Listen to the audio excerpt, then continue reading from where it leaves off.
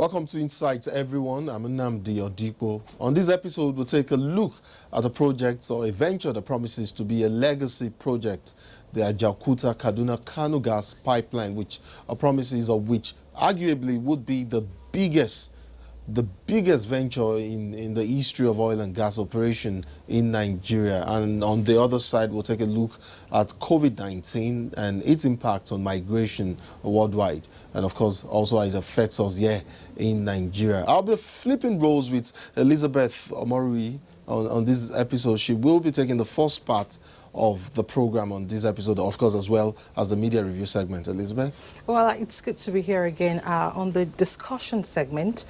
Some time ago, I spoke with some analysts, experts in this field, the Ajaokuta Kaduna and Kano pipeline. They actually dealt with the issue of unemployment, development, and what the project itself portends for us as a nation. And on the media review segment, I chatted with a media practitioner on good governance and the role the media is playing to ensure good governance. Why don't you just get started and bring you the first segment of the program?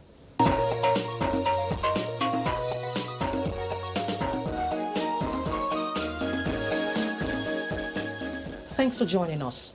The Ajaokuta Kaduna Kano pipeline is being developed by the Nigerian National Petroleum Corporation, NNPC, to transport natural gas from southern Nigeria to central Nigeria. The pipeline project represents phase one of the 1,300 kilometers long Trans-Nigerian gas pipeline project, which is being developed as part of Nigeria's gas master plan to utilize the country's surplus gas resources for power generation as well as for consumption by domestic customers. With this, Nigeria holds Africa's biggest and one of the world's largest gas reserves. Its proved natural gas reserves stands at 188 trillion cubic feet. What does this feat portend for us as a nation? And I have with me in the studio Mr. Chukwudi Enekwechi, a journalist. It's nice to have you in our studio. Thank you very much. I also have with me Mrs. Susan Henshaw, a legal practitioner. Thank you so much for joining us in the studio. Thank you so much. All right, I think I'll be gender sensitive. I'd like to start with her first. All right, could you tell us, what does this portend for us as a nation? Well, although we understand that Nigeria is not really paying for this. Well, I have to say, first of all, what it portends for us is huge. Okay. I think that for this government, this is really one of its biggest strategies, as far as development. So I commend it a lot for that. Having said that, I mean, the conditions, the loans we are getting and all that, I view them as very favorable. Somebody took time to make sure that this is one of the pretty much very, very well negotiated loans, Nigeria is taking on, and for this specific project, And so what it portends for us, like I said, is quite huge. Not to go into too much details right now about, the benefits of what this is gonna do for this country, but generally speaking, anything that runs from the south all the way across Nigeria is a good thing. Okay. Yeah, this is I think in other parlances is being called the Trans-Nigerian Gas Line Project, which is going to connect us from gas pipelines running all the way from the south, where of course gas is being flared, Yes. all the way to past past north central into the far north, which is as far north as Kano. And the benefits cannot really be exaggerated, employment, industrialization, development, electricity, and all that. So we're really looking forward to that. I think that if we go into the details, really, I'm sure the numbers are probably still being cranked out as far as, how many people, technicians, and so on that are going to be gainfully employed from this project. I think I'm not so sure about currently, but from the last review, this project is supposed to last 2 years. You know, and then at the end of 2 years, we would have added an additional 2,600, you know, megawatts of electricity to our national grid. Great, yes. Yeah, that's huge, you know, especially for the northern part of the country who are going to be direct beneficiaries of this, you know. Before now, all that was being wasted, actually, you know. So even thinking about it in terms of saving all that energy, you know, making money out of it, I think that the plan is to use all this waste being flared right now to produce between 11 and 24 million cubic metric meters of gas a day. Okay. Yes. Now, before we go to the economic implications, Yes, let's talk to absolutely. a journalist. Okay. Mr. Chukwudi, some projects being executed. Really, what is your take about AKK? First of all, I want to say that this is a 614 kilometers gas pipeline being undertaken by the Nigerian National Petroleum Corporation in collaboration with Oil Serv and Uando. This is the first phase of the This is the first phase of the project that will take gas from the southern Nigeria all the way to Kano. It will run through the corridor of Abuja, Kaduna, and Kano. And this project is meant to bring about gas to power plants that will be sited in Abuja, Kaduna, and Kano at the end of the day. This project is estimated to cost about $2.5 billion. Out of the $2.5 billion, 85% will be sourced from Chinese lenders, while 15% will be based on equity. Already, $430 million has been provided in order for this project to take off. So I give credit to President Muhammad Buhari for accelerating the starting of this project, which has been at the conception level for 15 years. Right. So it is a project that is meant to provide jobs, provide power, and in fact is a value chain. Right. It has a value chain benefit in the sense that from this project you will get petrochemical plants. From this project you get liquefied petroleum gas. Right. From this project you will get fertilizer and all kinds of substances that will help industries to actually manufacture. Right. And so along this corridor, as the project is going on, there will be a lot of employment for Nigerians. And let me tell you about the loan. The loan has been acquired at 3.7%, Right. which is very low and repayable over a period of 12 years. So if you look at it, this project will pay for itself at the end of the day. Because along the corridor that it will run through, there will be industries that will spring up, and these industries are going to buy gas, from this project. Therefore, and at the end of the day, this project will end up in Kano and even join, because it's a part of a greater trans-Saharan gas project, which it will export Nigerian gas to the European consumers. That means adding value to our gas, products. Therefore, I think that this is one of the landmark projects that President Buhari can be given credit for. Right. It's one of the landmark projects. I think he has been deliberately conceptualizing projects that will be remembered as legacy projects. Right. And this is one of them. So these are the kind of projects that will actually lay the foundation for total economic rebirth of the country. Okay. I think I would like to direct the economic impact to her. Now, no doubt this would generate direct foreign exchange. Right. Industries will come up because we understand that some of them have actually left the country. So what do we foresee? How do we benefit economically? I think that when the president actually was in, I think it was Malabo, last year, where they had the Gas Exporting Countries Forum. He had mentioned, as far back as then, that this project is actually so forward-looking, because what, he intends to happen is for us to be able to lay pipes all the way to North Africa. So you can imagine the enormity of the benefits financially, to be able to export more, of course. And then let's not even go into, like Chukwudi mentioned, all the other industries and factories and so on that would spring up. All that is very cumulative. Now, let me say this. Nigeria loses at least 3% of economic development by not having power, not having sufficient power. Now, as you know, this project connects directly with giving us more, generation of electricity. So whichever way you look at it, as far as economic benefits, whether in monetary terms or whether in, other terms, it's a win-win,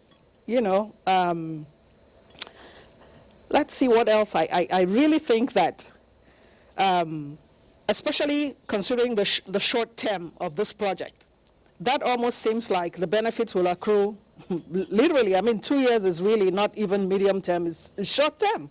So the benefits would accrue almost immediately. As soon as the first phase is completed, we probably would start seeing, benefits, like I said, financial benefits and more. Mr. Chukwudi, some persons are actually concerned about the date of completion. Well, I think every project has a timeline for completion, and this one is not different. Okay. This is a project that will add 3,600 megawatts of power to what we presently have, thereby raising our power capacity to almost 10,000 megawatts at the end of the day. Like I told you, there is a multifaceted benefit accruable from this project. And luckily for Nigeria, the company handling it, OESAV, is a very well-known and reputable company. And I believe that that is the reason why the president found them capable to deliver and gave them the job. So Nigerians should wait and see that in the next 2 years, the positive impact of this project would have started crystallizing. Absolutely. Would have started crystallizing. In fact, like I said earlier, this is a landmark project, just like the president had done in the agricultural sector. He's doing it in the infrastructural sector. Now he has come to gas. Yeah. And these are the kind of projects that stimulate the economy of a country, laying the basic foundation for the ancillary industries to come up, to spring up. It is when they spring up that people get jobs in the industries. And now we have abundant gas deposit. With this abundant gas deposit, it means that power will be continuous. Power will not fail us in the future. So this is the foundation that is being laid now. And I believe that Nigerians are already applauding Mr. President for his ability, for his vision in starting this project at this point in time. Okay. It's been a project that has been there for 15 years. Yes. Under conceptualization. Now nobody had the political will to take it up until this president came. So what do you say about that? It means that the president is visionary. He means well for you and I. He means well for the young graduates that are coming up from the universities and polytechnics. Because this is the kind of project that will actually accommodate young graduates. That's a plus. That's an absolute plus. All right, I understand there are legal frameworks to this, backing this project up. Now let's talk about the issue of connectivity within the states. Will there be any problem? Do you foresee any challenge in the future? Well, honestly, it would be so counterproductive for any state, for example, to come up and say, oh, we can't have you we won't give you right of way to lay pipes and all that. That would be literally so self-injurious that I think even if, let's say, the government of a state wanted to go that route, be a little political, as it's not unheard of in this parts, I think the citizens of that state would not have it. Who tries to mess around with, development or coming to them? Nobody. So like I said, it's a win-win. I think that more than trying to be unreceptive, people will be so much more receptive. And, speaking of the legal ramifications, this is one of the contracts that this country has entered into, and which, by the way, not to slap it on, like they say. This government has been very, very meticulous in its contracts. We have had such post-traumatic stress disorder. This contract is a typical one. I was looking at it the other day, and I was saying at 3.7% interest rate, for a 12-year period. I think it also has a 3-year moratorium. Am I right there? Yes. Yes, which is really a really good deal. And yeah, and then on top of that, we have just to show you, because you raised the issue of time and completion, just to show you how seriously the government takes this. You know that in 2017 was when this project first went before the Federal Executive Council, and it was approved. Now, since then, of course, like Chukwudi said, it has actually, changes have actually been made, to where now it's no longer the contractor funding, the project. It is Nigeria coming up with 15%, and then the Chinese banks, Chinese coming up with the other 85. This contract has been really solidly put down. The government also has given its full faith and credit to this contract, as far as sovereign guarantee. So everything is robust in that regard. But as far as the other details, I'm going to allow Chukwudi to chip in there for us. ICRC, they are the ones that actually package these kind of projects. But now, so it becomes a kind of tripartite arrangement between NNPC, OYESAV, and ICPRC. Right. The other, apart from the contractor, that is the OYESAV, NNPC and ICRC represent the interests of government. Right. Now, and for 2 years, you can imagine when communities have their youths employed to work for this kind of project over a period of 2 years. Definitely there will be empowerment. And then industries will start springing up along the corridors. How many Nigerians out there really understand this project, what it entails? Thank you very much for this question. You see, this kind of advocacy you see us doing here, you are a partner for it. Absolutely. You are partnering with us. Since we are speaking, we are dialoguing on this project. Nigerians will listen. Nigerians will watch your television and be able to understand.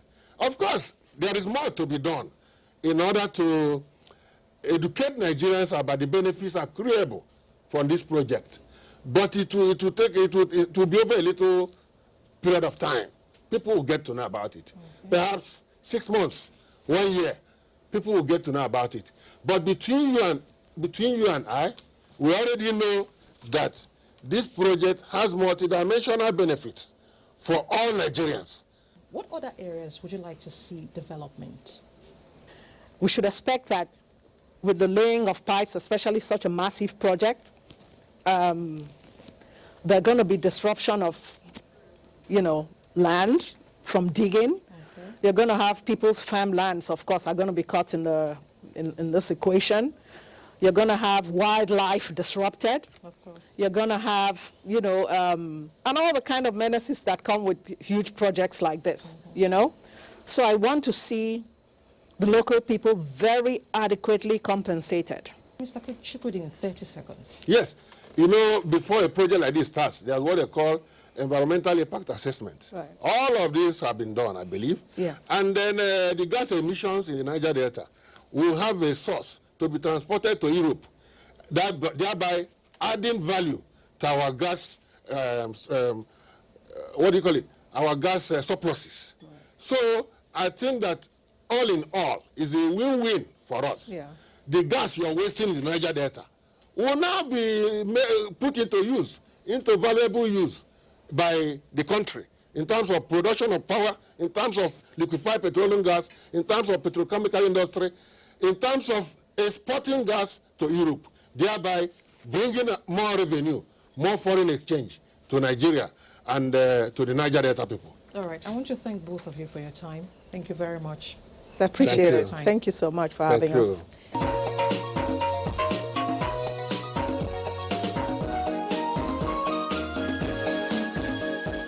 Now we'll bring you the interview we had with some migration experts on COVID-19 and its impact on migration worldwide. Reverend Father Emeka Obiezu joins me as a guest panelist. He is the Director, Augustinian Center for Advocacy, Justice and Development, and also the National Coordinator, Civil Society Network on Migration and Development, CSO NetMade. My other guest is Awawu Victor, Director, Center for Youth Integrated Development, and also a member of CSO NetMade. Gentlemen, good to have you both on Insight. It's a pleasure. I'll begin with you, Reverend Father Obiezu. COVID-19 has clearly impacted on migration and refugee status across the world.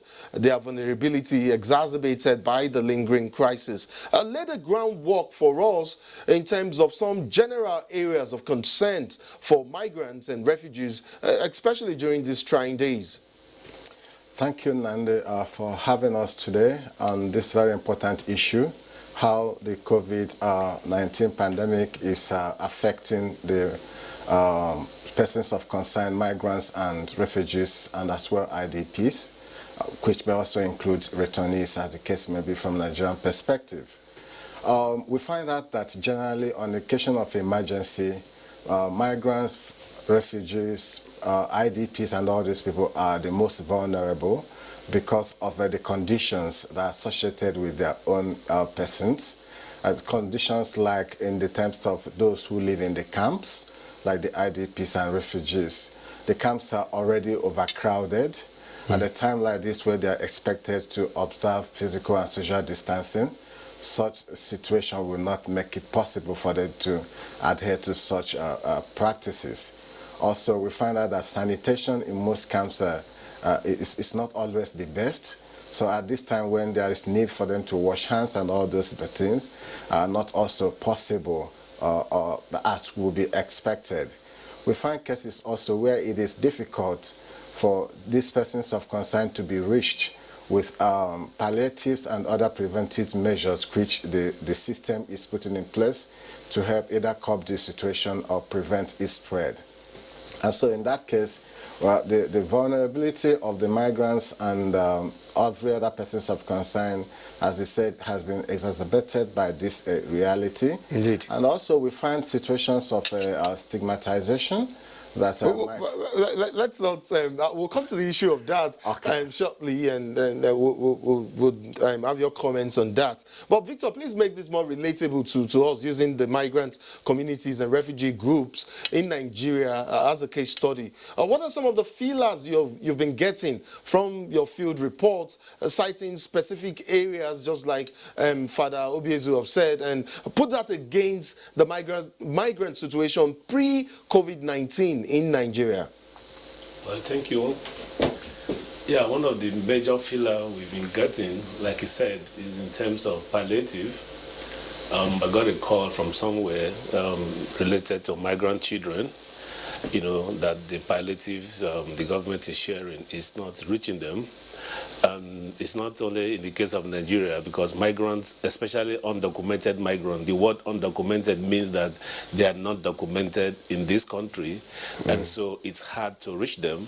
even though you can see them on the street, but they are not registered in that country. So basically, it's very, very difficult to reach out to that group of people. And he was talking about the camp being congested and all of those stuff. Yes, in Europe, there was a serious crisis about migrants in detention center. There was serious call to let them go, due to the COVID-19 pandemic. Again, it's difficult to just let them go because they are held in detention because the government felt that they have violated their migration rules, and so they have to keep them there until they go back to their country. But now there is an issue that they have to release them, and they are not releasing them. So it's a serious issue all over the world at the moment. Indeed, a serious issue all over the world. Father Obiezu, the world would eventually open up and assume some semblance of the past. But of course, we know that will be the new normal, which requires that for some time borders remain closed and countries less accessible. Speaking as an expert now, how long do you think these can tarry? And what is your projection for what has to happen eventually? We are actually very afraid from the migration community the impact this new normal would be for migrants. That is why we have started right now to preempt what we call the post-COVID-19 period. What will we do to the rights of mobility for migrants? Of course, borders will be closed, will be opened, but we are also seeing a number of requirements or prescriptions countries are putting in place to ensure that mobility does not increase the spread of the disease. So our fear is if that is done with any intention, especially in countries where migration has not been friendly in terms of how migrants are related to, we are afraid that if such measures are put in place that restricts the free movement of individuals, it will take a very long time to sustain what has been achieved in pre-COVID era. In 2018, the world gathered in Morocco to adopt the Global Compact for safe, orderly, and regular migration. And one of the things it highlights is the need for people to have freedom to move around and as well as to have migration in dignity. But when prescriptions are put in place to ensure strict border policies, we are afraid that it would affect migrants and it will be 2 steps backwards to what we have done. So we're already having advocates, national, regional, and global, to ask government to make sure that everything we are doing in reopening the borders should as well have migrants at the center of it. Indeed. I'll stay with you, Father Obiezu. Tell me about your group, the CSO Net Made, and your work with migrants, refugees, and IDPs. Thank you. Our CSO Net Made, a civil society network on migration and development, is a national movement, a network put in place by civil society organizations. It is actually convened by Augustinian Center for Advocacy, Justice and Development, Justice and Peace, as well as Center for Women's Studies and Interventions. We set that up in 2016 when we observed that there are a lot of civil society organizations working on migration-related issues in Nigeria, but there's a little coherence in what we do, especially when it comes to engaging with our stakeholders like the government and other actors. So we convenes a consultation where over 50 civil society organizations attended, and from that, the need to set up this network was highlighted and reached. So the network was registered with CSC in 2017, and we provide space for civil society organizations to come together, share ideas and experiences, harness our potential of collaboration, and then also amplify our voices as a unit in advocating for migration. We have made great ways into Nigerian migration governance. Okay. We are already working with Nigerian migration governance architecture under the technical working group, and we are over 47 member registered organizations. Currently, the Swiss Agency for Development and Cooperation, SDC, is supporting us to strengthen civil society participation in migration governance in Nigeria. Thank you. Thank you. Victor, I know you're also part of the group CS NetMade. Let me take you up on the issue of stigmatization and exclusion and how that affects refugees, migrants, and even internally displaced persons in most cases or in some cases. How is this likely to impact on the ideal of integration and social cohesion for migrants and refugees if stigmatization, misinformation, and discrimination continues to rear their heads during this pandemic? Yeah, like I said before, we have a serious issue in our hand, and where you have stakeholders not well informed about the reality of people of concern. I remember recently we had a program somewhere, and those people that were supposed to be in charge of this issue said, oh, this is my first time of hearing the issue, persons of concern. And migration generally is about movement of people, and people don't move without a reason. If the homeland is greener, nobody moves. And so people are moving for certain reason, and there is actually no reason why people should be stigmatized, especially at this point in time. And so if this continue, it's going to be very, very difficult. I don't want to speak specifically about what's happening in Nigeria. No, please do. Please give us instances and examples. At the moment, please, Victor. It's a global issue. But come back to Nigeria, I think there is a lot of things that we need to do. When this whole issue started, my concern was for people in the IDP camp. Who will help these people? How will these people sustain? Because they are in the camp, they can't even go out to fend for themselves. Pre-COVID, they have not been fed well. Okay. Pre-COVID, they have not been given what's supposed to belong to them. What they are due. Yes, so we've had a lot of news, and now that there is COVID, people are afraid of going out, and it was difficult to even reach out to anybody. I tried to make some moves, and the responses I got was so bad.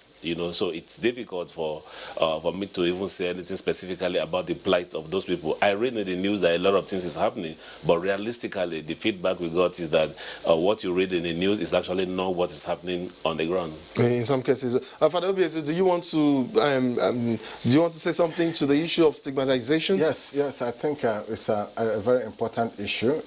If you remember, at the beginning of this pandemic, it was actually called a Chinese disease.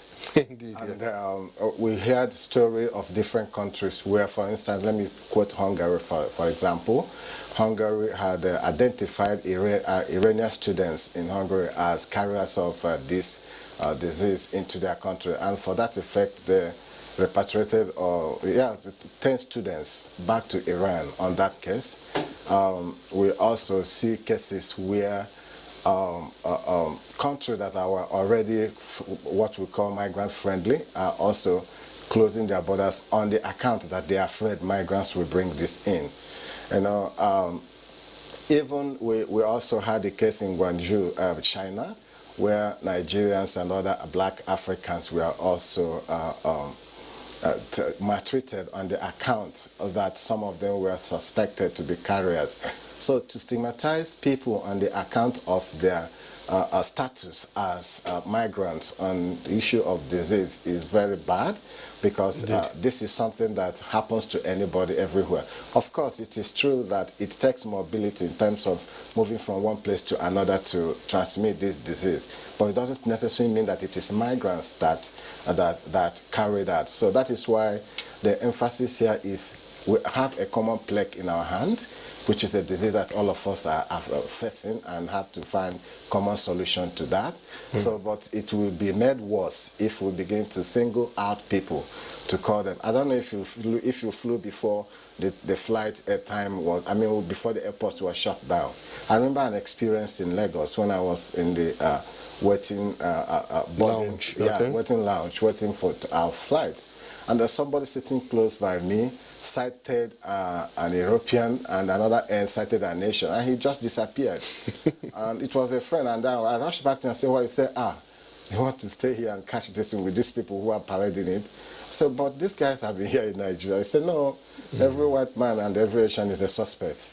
You know, because that's a pity. So I think it's not good. And as we said, anything done has its impact on every human being. Indeed. But there are always double in the case of migrants, whose status, especially as Victor highlighted, the undocumented migrants, those who are in irregular status. You know, everything bad is always heaped on them. So it's not the right thing to do. You know, I chuckled a couple of seconds ago, but I tell you, it does not reflect, I mean, or belie the seriousness and gravity of the matter we're speaking about right here. Father, and again, I'll stay with you. There is a seeming sense of loss of control and isolation occasioned by prolonged closure of borders between countries. How do we as a global community now build solidarity and raise empathy for vulnerable persons, I mean migrants and refugees, as we strive to overcome the challenges posed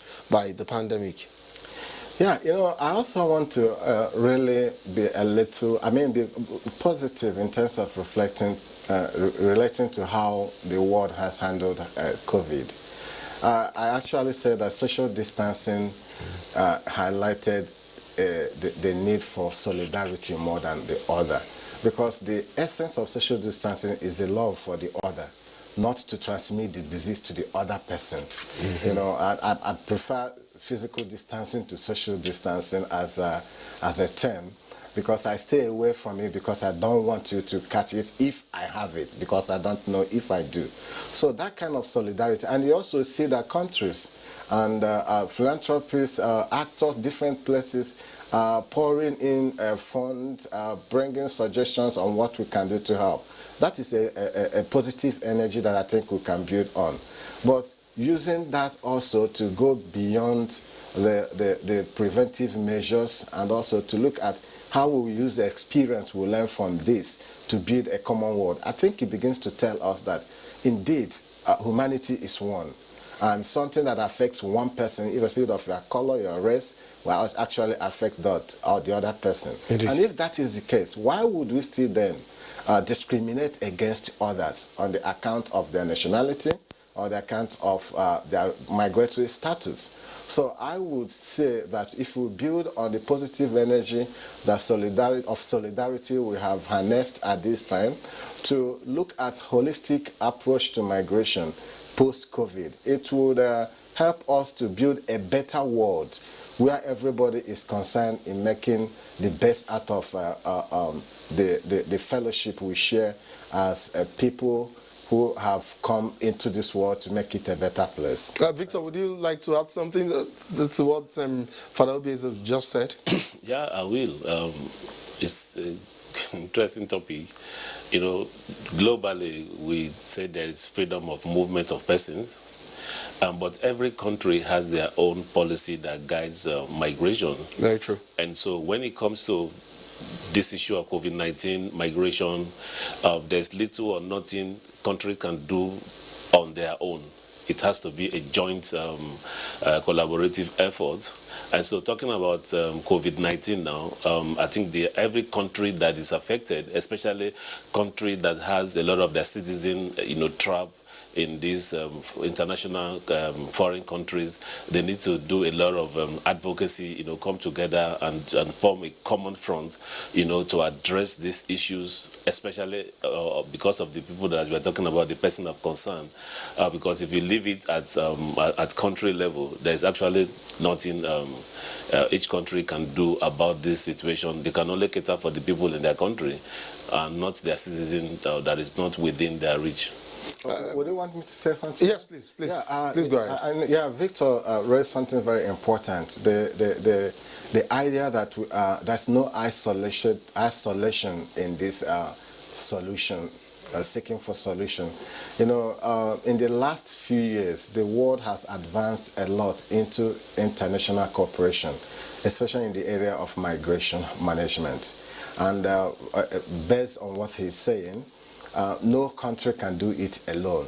So what we have already started advocating at different levels where civil society engage with stakeholders, especially policy makers, is to advise that we use existing platforms and policies that are out there already, either in the regional or global space, to engage in the post-COVID solutions, and so that we do not lose what we have gained earlier, as we said. And also such international corporations, like, again, let me cite the GCM, the Global Compact for Safe, Order and Legal Migration. The Objective 23 of that compact highlights the international cooperation that would build on collaborative suggestions and solution seeking by all countries. So imagine where a country is building its own post-COVID policies and programs and wants to do it alone, just as Victor said. Even within West Africa, we probably can't do it independent of Africa or in isolation of Nigeria, vice versa. And then we take that globally. So it will be, I think it will be a very lost game.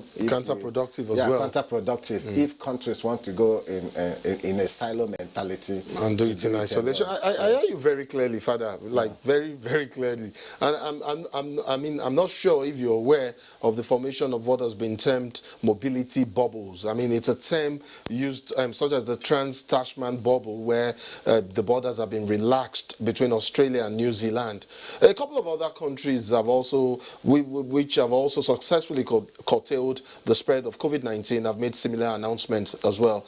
But there are those who are worried that these seeming safe zones not only pose a risk to furthering the security rhetorics against migrants from countries with a higher caseload, but they could also lead to a new form of economic isolation. I mean, you've just made allusions to it, economic isolation and globalization. Are you worried that these shifts may reinforce existing inequalities and exacerbate divide within the global community? Yes, I mean, why would I not be worried, and why would anybody who is concerned about what we call a one world not be worried about it? We have continually made the point that putting some persons aside in our development programs would not succeed in building or sustaining what a country has. There is no country in the world today that does not need migrant strength to survive itself, especially the Western world, where so many factors are making them to need the working force that comes from other populated areas. So the migration bubble and what it helps to do is still having some on this unresolved stigmatization concept that, yeah, we are safe now, so we don't want to get these people coming.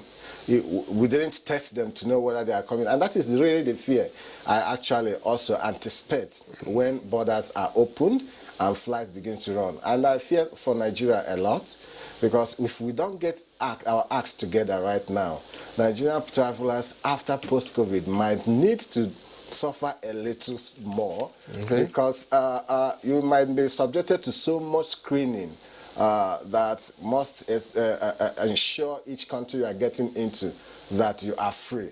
You know, and we have seen cases where people who don't want migrants exploit that to restrict movement and allow people coming in. So in as much as it keeps their country safe, we don't see it as fostering the unity of the human race we are talking about. And as I want to also say that our colleagues in the Asia and Pacific are already kicking on that, and they're already making what we call civil society statements on free border post-COVID-19. And such issue is what is also on the agenda. Victor, do you want to add to the discourse? I think it's going to increase a lot of discrimination and stigmatization, because I remember I had a lot of tickets, cancelled now. Yeah. And I just made up my mind I'm not going to travel, even if the borders are open, because I am not, I won't be ready to go through those hassles at the border, because everybody is now, especially because, what's happening in America, this Black Lives Matters, they just see you as a potential carrier, even though there is no test done on you. And so I personally just made up my mind I won't want to go through any stress. So when everything is safe, when the world is safe, and then we can move. I hear you. I hear you, Victor. I mean, I know you've talked a lot about the migration issue in Nigeria. You actually did that earlier, and you raised some issues. And going ahead now, in talking about how they should be addressed, what should we be looking at? I mean, in terms of solutions now and going forward as we tackle the issue of COVID-19 in Nigeria? Yeah. For me, I've been talking about post-COVID. Indeed. Yes, because I said whatever we're going through now is nothing to compare with what we're going to go through after COVID. And so it's time for all stakeholders to come together and work in the interest of the person of concern, and not in the interest of our pocket, in the interest of the person of concern. Both the government, the civil society, the general public, the businessmen, we must all forge a common front, to rescue these people that will be badly affected. A lot of people now are still using COVID as an excuse. But when the lockdown or everything will be over, when the world will be safe, there will be nothing to use as an excuse. And people need survival. Children have to go back to school. That somebody is an IDP or asylum seeker or whatever. Every children must have access to school. They must have access to their basic need. And so we must all come together and see what we can do to sort these people out post-COVID. Father, can I have your last word on this issue? Yes. What can we do, and then how do we do it?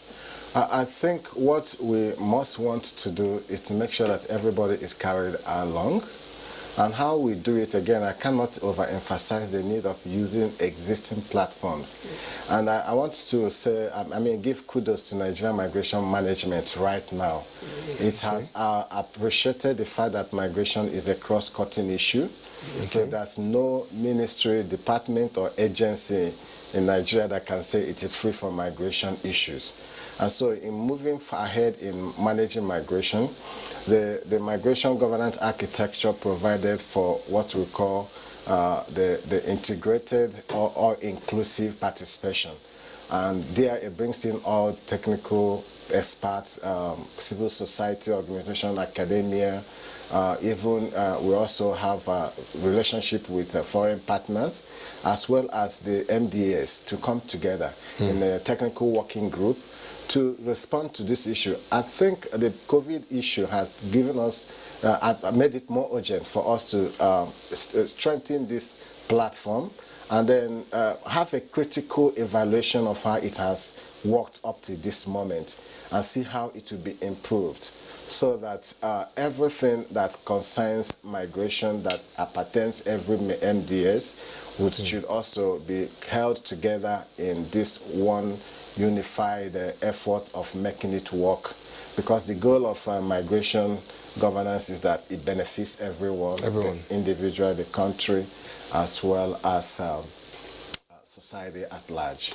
Gentlemen, I want to say this. There is absolutely no doubt that at this point in time, the rhetoric, especially on migration, refugees, and IDPs, has to change from discrimination to solidarity. I want to thank you very much for coming on Insight. Reverend Father Emeka Obiezu is the Director of Augustinian Center for Advocacy, Justice and Development. He's also the National Coordinator of Civil Society Network on Migration and Development, CS NetMade. Awawu Victor is the Director, Center for Youth Integrated Development, and also a member of CS NetMate. Gentlemen, it's been a pleasure having you on Insight. Thank you. It's a pleasure.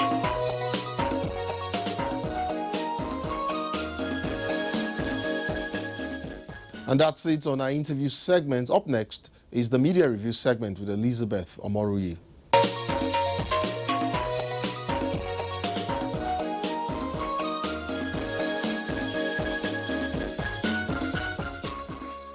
It's nice to have you join us on the media review segment this week. Nigeria, like most other democratic countries, entrenched the principles of good governance as possible criteria for democratic governance in a 1999 constitution. However, despite this constitutional provision as well as the enormous financial resources, good governance depends on the extent the media enforce the principles of good governance as an institution. Now the question is, what has the media got to do with good governance? And I'll be chatting with the editor, National Assembly Legislative Digest magazine, Dr. Jerry Uho. Dr. Jerry, it's nice to have you join us on the program. Thank you. What really makes the media vital in good governance? Of course, in this era that we have got what we call digital media, it's very clear now that media as a watchdog, therefore the state of the realm. So empirical research shows that the connection between free press and good governance is very clear, because there is a relationship between access to balanced independent programming and improved knowledge and political participation. Okay. Democracy is about participation by the people. That's the major ingredient of democracy. And there's only way they can participate if they are not informed. It is when the government policies and programs are made open to them that you see people engage with government, and they also bring in their own way of ideas, either by way of criticism or by way of contribution. That is why if you have things like Good Morning Nigeria, Okay. NTA that hosts every morning, you invite all caliber of people to air their opinion. These are citizens of Nigeria. You create the platform for people to participate. Okay. You have the same thing in other media platforms, including radio. The increasing number of radio stations we have in this country that engage people, the generality of the people every day, are ways of communicating, engaging the people, and the people are participating in governance. Okay, I'd like to cut you there. Let's take Nigeria as a case study. Have the media played its role in ensuring good governance? Sincerely. Yeah, well, yes, for me, what we have today, the improved relationship between the people and the government, the improved service delivery you see at different levels of government, is as a result of media. Okay. If the media had not brought the information to the public will not be able to make the contribution. They won't be able to engage government in the particular area. If, for example, the aviation sector is not working, and the aviation correspondent is bringing this news to the mainstream, and people are saying, no, we do not want this, and these contributions force government most times to change their policies on that particular sector. Look at the issue of either the port, the closure of border. The media made the hope through reporting. The media made it public how smuggling was affecting productivity in this country, and government closed the border. Today, the people are praising the government for taking such radical decisions that closed the border. And look at our agricultural sector, for instance, as a result of the closure of border.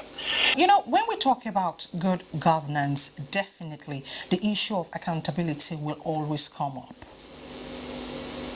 Have the media been able to hold the government accountable? If you take our own government in Nigeria, for example, accountability is the ability to provide this account or evidence of what you are doing to the people. When a budget is made, prepared passed by the National Assembly, money is provided to different heads, sub-heads of the economy. The media follows up the implementation of those things for which money is provided for, and able to bring out to the people the information on how their money, because it is taxpayers' money, the money is being utilized in the execution of projects that concern those people. Sometimes it may not be so easy as expected. But journalists also face the challenges. But when you have the Freedom of Information Act, that came to help the journalists execute this job. That if you are not able to get this information, they can go to the ministry, and the ministry is obliged by the virtue of Freedom of Information Act to provide the information on how much, on what has been done in this particular area and this particular thing. And they should be able to provide it. So ask me, yes, I would tell you that the media has played critical role in the governance in Nigeria since 1999, especially in the area of implementation of policies, utilization of taxpayers' money. It may not be easy. Why do we have ICPC? Why do we have EFCC and other agents that deal with issues of financial crime? And the media is always there to bring to the public what is going on in those sectors. All right, Dr. Jerry, thank you so much for your time.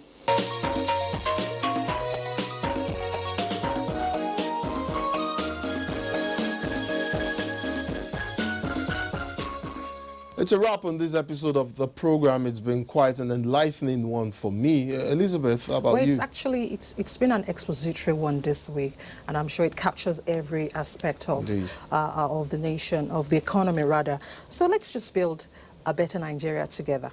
Indeed, indeed. I'll see you same time next week for more on Insights. My name is Nnamdi Odipo. And I'm Elizabeth Omori. We'll see you next week.